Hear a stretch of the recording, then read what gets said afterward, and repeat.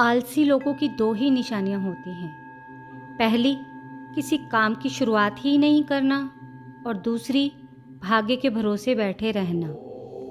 क्यों महादेव ने डमरू बजाने से इनकार कर दिया था? इसी रहस्य को उजागर करती है हमारी आज की कहानी, डमरू कभी भी बज सकता है। एक बार की बात है, देवताओं के राजा इंद्र ने कृषकों से किसी कारण से नाराज होकर 12 वर्षों तक बारिश न करने का निर्णय लेकर किसानों से कहा, अब आप लोग 12 वर्षों तक फसल नहीं ले सकेंगे। सारे कृषकों ने चिंतातुर होकर एक साथ इंद्रदेव से वर्षा करवाने की प्रार्थना की। इंद्र ने कहा, यदि भगवान शंकर अपना डमरू बजा देंगे तो वर्षा हो सकती है। इंद्र ने किसानों को ये उपाय तो बताया, लेकिन साथ में गुप्त वार्ता कर भगवान शिव से ये आग्रह कर दिया कि आप किसानों से सहमत ना होना। जब किसान भगवान शंकर के पास पहुँचे तो भगवान ने उनसे कहा, डमरू तो 12 वर्ष बाद ही बजेगा। किसानों ने निराश होकर 12 वर्षों तक खेती ना करने का निर्णय लिया। उनमें से एक किसान था जिसने खेत में अपना काम करना नहीं छोड़ा। वह नियमित रूप से खेत जोतता, निंदाई, गुड़ाई, बीज बोने का काम कर रहा था। ये माजरा देखकर गांव के किसान उसका मजाक उड़ाने लगे। कुछ वर्षों बाद गांव वाले इस परिश्रमी किसान से पूछने लगे, जब आपको पता है कि 12 वर्षों तक वर्षा नहीं होने वाली, तो आप अपना समय और ऊर्जा क्यों नष्ट कर रहे हो?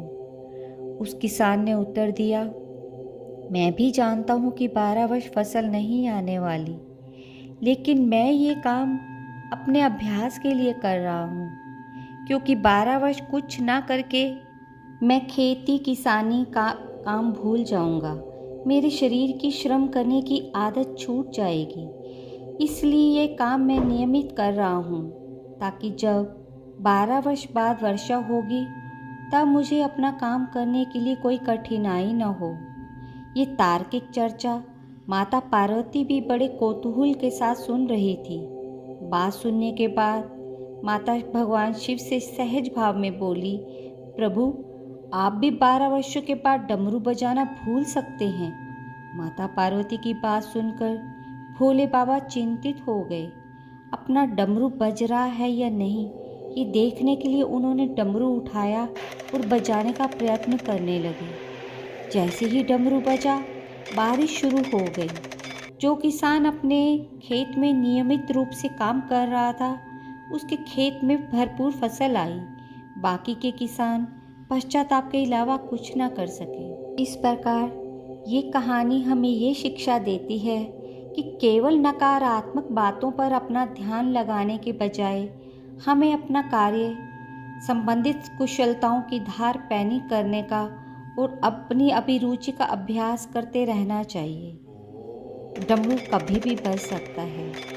हर हर महादेव, हर हर महादेव। ऐसी ही सुंदर और रोचक कहानियों को और सुनने के लिए मेरे चैनल को सब्सक्राइब और लाइक करना ना भूलिएगा, और अपनी प्रतिक्रिया नीचे कमेंट बॉक्स में दें।